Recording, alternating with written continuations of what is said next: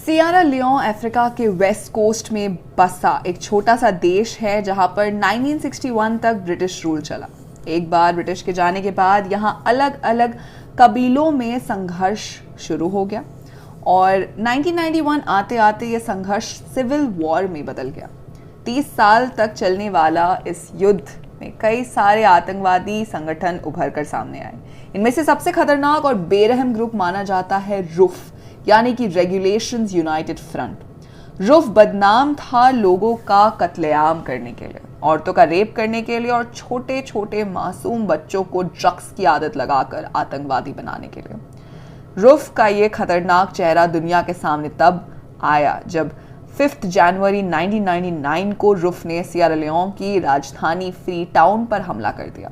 वहां पर हमला करते हुए रुफ के आदमियों ने कत्लेआम और औरतों का रेप करना स्टार्ट कर दिया और लोगों से भरी बिल्डिंग्स को आग के हवाले कर दिया। रुफ यहाँ तक नहीं रुके, बल्कि उन्होंने छोटे छोटे बच्चों के हाथ और पांव तक काट दिए। छोटे छोटे बच्चों में न्यूबॉर्न बेबीज भी शामिल थे।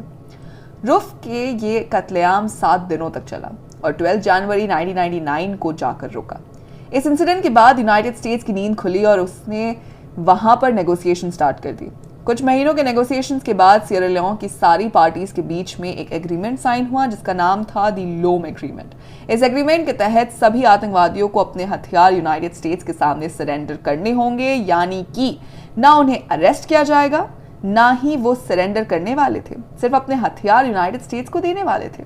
इसके लिए यूनाइटेड स्टेट्स ने United State assistant Sierra Leone यानी कि यूएनएसएल की कमेटी बनाई। यूनाइटेड स्टेट्स ने यूएनएसएल में आर्मी भेजने के लिए इंडिया से भी मदद की गुहार लगाई और इंडिया ने अपनी आर्मी भेजने का फैसला किया। इंडियन आर्मी की जिन फोर्सेस को यूएनएसएल में भेजने का फैसला हुआ उसका नाम था INBAT-1 और दूसरी फोर्स भेजी गई जिसका नाम था QRC यानी कि क्विक रिएक्शन फोर्स।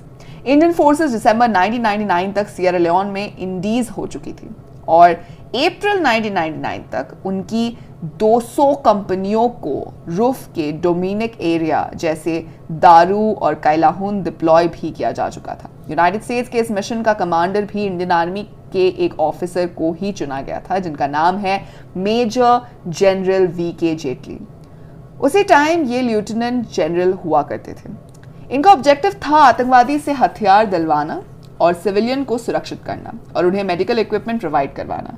इससे पहले कि ऑब्जेक्टिव पूरा हो पाता, रुफ और उनसाल में शामिल केन्या की फोर्सेस में झड़प शुरू हो गई। इसके चलते 1 मई 2000 में दारू और कैलाहुन ने 2050 किलोमीटर दूर माकेनी में केन्या की फोर्सेस के ऊपर रुफ ने हमला कर दिया और उन्हें बंदी बना लिया। कम्युनिकेशन गैप होने की वजह से दारू और कैलाहुन में तैनात INBAT-1 फोर्सेस को इसकी जानकारी नहीं थी।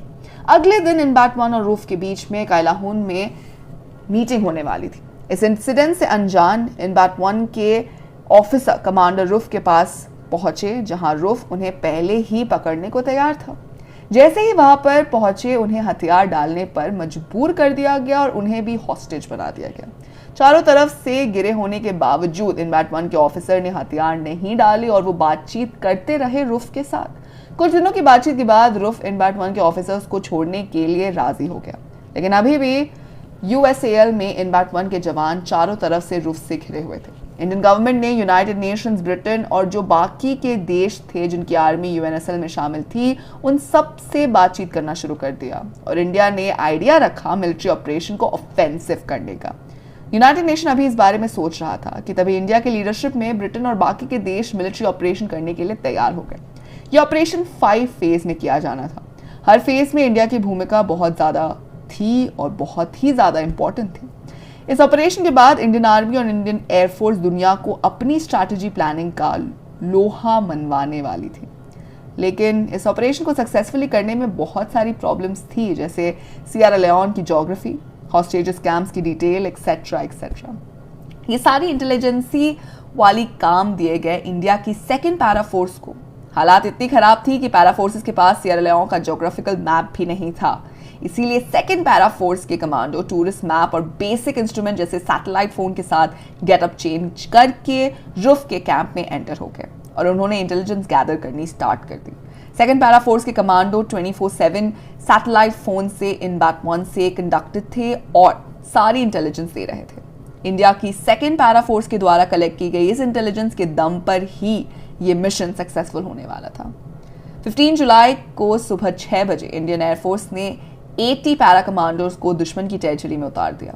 इन कमांडो को एयर कवर दिया जाने वाला था, लेकिन उस दिन मौसम खराब होने की वजह से कवर देने में आधे घंटे की देरी हो गई। इसके बावजूद हमारे पैरा कमांडोज इस वजह से रुके नहीं। उन्होंने ऑपरेशन को डिले करना सही नहीं समझा और वो बिना कवर के आगे बढ़ते रहे। इनमें से 40 कमांडोज ने जमीला गांव के ऊपर हमला बोल दिया, वही 34 कमांडोज ने बांदा जंक्शन पर हमला बोल दिया और उन्हें सिक्योर कर दिया। बाकी के 6 कमांडोज ने वहां पर हमला बोला जहां हॉस्टेजेस को बंदी बनाकर रखा गया था। यहां पर पैरा फोर्सेस ने अपनी 5 से 8 गोरखा राइफल्स को बचाने से पहले यूनाइटेड नेशन के जो मिलिट्री ऑफिसर थे उनको बचाने का फैसला लिया ताकि दुनिया को गलत मैसेज ना जाए। पैरा फोर्सेस के कमांडो बिना किसी कवर के आगे बढ़ रहे थे और साथ ही रूफ की हैवी फायरिंग भी ले रहे थे, लेकिन रोक नहीं रहे थे। आगे बढ़ते बढ़ते आखिरकार काम्बिया हंट के टाउन शहर पहुंच ही गया। लगभग 9:30 तक वेदर क्लीन हो गया और इंडियन एयरफोर्स ने कवर फायर देना शुरू कर दिया। वही 6:20 मिनट ही दारूवालू में भी हमला बोल दिया था। दारू में इंडिया के 18 ग्रेनेडियर की जवान की मौत हो गई। 18 ग्रेनेडियर्स ने इंटेग्रिटी फाइटिंग व्हीकल और आर्टिलरी की मदद से जितने भी रास्ते जो दारू की तरफ जाते थे या बाहर निकलते थे उस पर कब्जा करना शुरू कर दिया था और वो काफी तेज गति से आगे बढ़ रहे थे। लेकिन सुबह 8:30 बजे इंडिया को दारू वाले रैफ की हैवी फायरिंग का सामना करना पड़ा, लेकिन इंडियन फोर्सेस ने एनिमीज को न्यूट्रलाइज जल्दी कर दिया और आगे बढ़ते रहे और वहां पर जितने भी हॉस्टेजेस थे उन्हें हेलीकॉप्टर की मदद से बाहर निकाल ली। लेकिन अभी आखिरी और सबसे इंपॉर्टेंट काम बाकी था। यह था पेंडेम्बू पर कब्जा करना, क्योंकि रूफ का हेडक्वार्टर पेंडेम्बू पर था जिसको चारों तरफ से रूफ के आतंकवादियों ने घेरा हुआ था।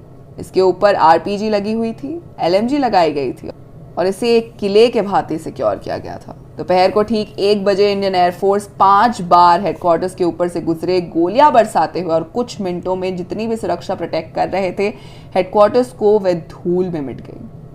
और तभी दूसरी तरफ से 18 ग्रेनेडियर्स और पैरा फोर्सेस ने हमला बोल दिया। पेंडेम्बू पर ऑपरेशन लगभग 5 घंटे चला और शाम 6 बजे तक रूफ के नामो निशान मिट गया। रूफ के कुछ आतंकी मारे गए थे और कुछ भाग गए थे। शाम 7 बजे सारी इंडियन फोर्स पेंडेम्बू पर जमा हो गई थी। इसके बाद भी रूफ के कुछ आतंकवादी ने जंगल की तरफ से फायरिंग शुरू कर दी, पर जल्दी ही इंडियन फोर्सेस ने उन्हें न्यूट्रलाइज कर दिया।